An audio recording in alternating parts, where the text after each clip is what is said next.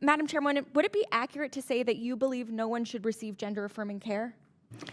I believe that no minors should receive gender-affirming care, sex changes, mutilating their body. Okay, do They you think can't vote, adults they should can't receive get a gender-affirming care? tattoo, they can't drive a car, Okay, they thank can't you. join the military. Thank you. I ask this because many people believe that Botox, filler, boob jobs are all gender-affirming care, and I know many of my colleagues, probably on both sides of the aisle, have partaken in this gender-affirming care. But okay, let's take this committee at its word that this hearing is about protecting women and girls. Ms. Goss-Graves, the Department of Education's Office of Civil Rights is the primary entity that investigates discrimination against women and girls in sports in school. Is that correct? That's correct. That protects women and girls against sexual assault, whether in sports or elsewhere. Is that correct? That's correct.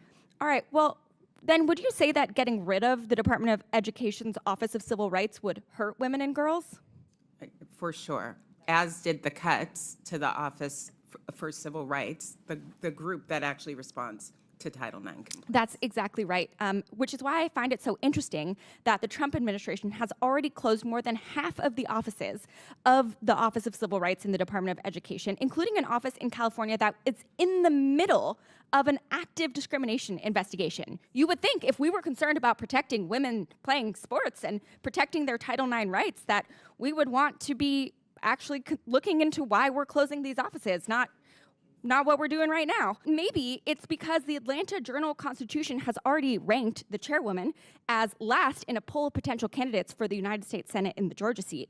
And she thinks that attacking trans kids will help her poll numbers. But I'm here to tell you that attacking trans kids is not going to launch a Senate campaign. Attacking trans kid is not good politics, not for the right, not for the left.